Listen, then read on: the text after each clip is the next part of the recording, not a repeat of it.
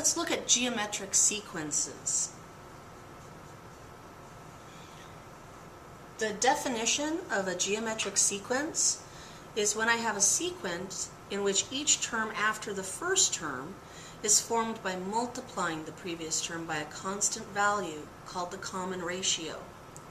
Now remember, multiplying and dividing are really the same operation.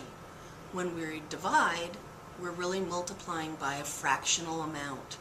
So remember, if it looks like division, we're going to have to use fractions. Don't panic. So let's look at a few examples. We need to recognize our patterns, 3, 9, 27, 81, etc. When I look at that particular sequence, I should realize that I'm multiplying by 3 each time. 5, 25, 125, 625. Wow, I'm multiplying by 5 each time. You may need a calculator handy for this one, so keep it handy. 3, negative 9, 27, negative 81. Now notice this one changes sign every other number, which means I'm multiplying by a negative, and to turn a 3 into a 9 is multiplying by 3. So I'm actually multiplying by negative 3 each time in this particular sequence. Some vocabulary here. When we did arithmetic sequences, we used a small a.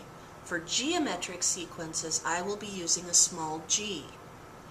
So g sub 1 is what I'm going to call my first term of my geometric sequence. G sub 2 is what we would call the second term of a geometric sequence. And G sub n is the nth term of a geometric sequence. So in other words, if I wanted the 100th term, it would be G sub 100. If I wanted the 50th term, it would be G sub 50. If I wanted the 82nd term, it would be G sub 82. R is the common ratio here. Now remember, in arithmetic, we called it a D for difference. Here we're calling it R for ratio, trying to help you remember that we're either going to multiply by a whole number or multiply by a fraction when we're doing division. A recursive formula for a geometric sequence looks like this. The braces are back. Remember our big brace. A recursive formula will be G sub 1, which will still represent the first term, but now G sub n, meaning whatever term in the sequence we want, is equal to R, which is again the common ratio, multiplied by the previous term when n is greater than 1. Let's look at an example of that. 3, 9, 27, 81. We already set up above that that's being multiplied by 3 each time. So the first term is the 3. The R value is also 3. I'm multiplying by 3 both times. So what I'm going to do is I'm going to say, oh, G sub 1 is 3. G sub n is equal to 3 times G sub n minus 1. In other words, finding the nth term means I take 3 and multiply it by the term right before it in the list. Again, I have to say for when n is greater than 1. Let's try this example. 50, 10, 2, going on forever. I need to find the first term, which happens to be 50, and I have to figure out what's happening to this list. Now in my mind I'm realizing, oh, I divided by 5. I divided by 5. But remember what I said. When you have division, you're going to turn it into a fraction.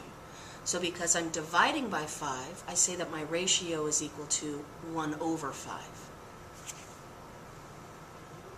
That will make my formula in the brace G sub 1 equal to 50, the first term, and G sub n is equal to 1/5 times G sub n minus 1 when n is greater than 1.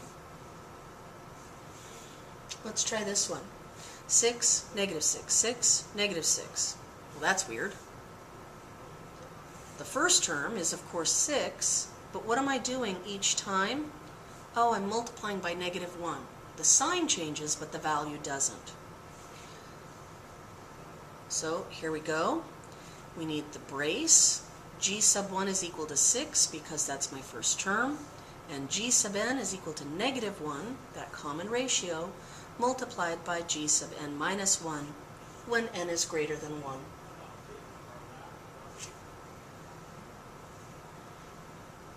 Let's try this one. 6, 2, 2/3, etc. Okay, don't freak out here. What do I do to a 6 to make it be a 2? That's right, I divided by 3. But remember, if I'm doing division, I write it as a fraction.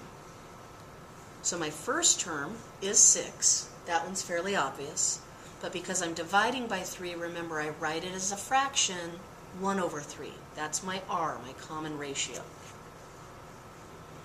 That makes the formula pretty straightforward. Here's my big brace.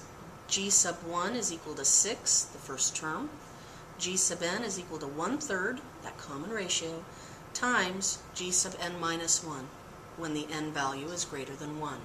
Please don't forget to include this statement, either if, or when, or then, or because, or whatever, but you need to put in the n greater than 1. This is very important in math.